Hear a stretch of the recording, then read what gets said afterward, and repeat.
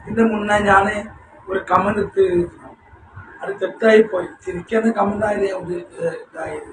പക്ഷെ കരയുന്ന ചിന്നായിരുന്നു ഞാൻ ഉദ്ദേശിച്ചത്. പക്ഷെ ഞാൻ മാറിപ്പോയതാണ്. അയാൾ തെറ്റ് പറ്റിപ്പോയി. അതിനെല്ലാവരും മാപ്പ് ആക്കണം.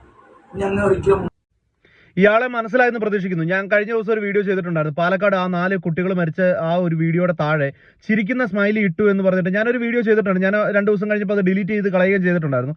ആ ആകാശ് എന്ന് പറയുന്ന ആൾ എന്നെ കോൺടാക്ട് ചെയ്തിരുന്നു. ചേട്ടാ, എനിക്ക് അറിയാതെ പറ്റിയതാണ്, ഇനി ഇങ്ങനെ ഒരു സംഭവം ഉണ്ടാകത്തില്ല. പുള്ളിയുടെ ഇൻബോക്സിലൊക്കെ വന്നേച്ച് പുള്ളിയുടെ അമ്മേനെയും ഭാര്യേനെയും ഒക്കെയാണ് ഓരോ ആളുകൾ തെറി വിളിക്കുന്നത്. അങ്ങനെയുള്ള ആളുകളോടാണ് പറയുന്നത്. അദ്ദേഹത്തിന്റെ ഭാഗത്തു നിന്ന് അറിഞ്ഞോ അറിയാതെയോ സംഭവിച്ച ഒരു തെറ്റായിക്കോട്ടെ, അതിന്റെ പേരിൽ ഇപ്പൊ ഞാൻ വീഡിയോ ചെയ്യുമ്പോഴും പറഞ്ഞിട്ടുണ്ട്, ഞാൻ എന്തെങ്കിലും പറയുന്നുണ്ടെങ്കിൽ നിങ്ങൾക്ക് അത് ഇഷ്ടപ്പെട്ടില്ലെങ്കിൽ എന്നെ തെറി വിളിക്കുക, എന്റെ കാര്യങ്ങൾ പറയുക. അല്ലാതെ എന്റെ അച്ഛനെയോ അമ്മേനെയോ അങ്ങനെയൊക്കെ പറയുന്നത് വലിയൊരു സംഭവമാണെന്ന് കരുതുന്നവരോടാണ് പറയുന്നത്. അതൊന്നും വലിയ സംഭവമൊന്നുമല്ല. എന്നെ ആരെങ്കിലും പറഞ്ഞു കഴിഞ്ഞാൽ അവന്റെ കുഴി കിടക്കുന്ന വല്യമ്മേനെ വരെ ഞാൻ തിരിച്ചു പറയും. പക്ഷെ എല്ലാവരുടെ കാര്യം അങ്ങനെയല്ല. അതുകൊണ്ട് മറ്റുള്ള വീട്ടുകാരെയൊക്കെ വിളിച്ച് തെറി പറയുന്ന ആളുകളൊന്ന് വിചാരിക്കുക, ഇതൊന്നും അത്ര വലിയ സംഭവമായിട്ടുള്ള കാര്യമൊന്നുമല്ല.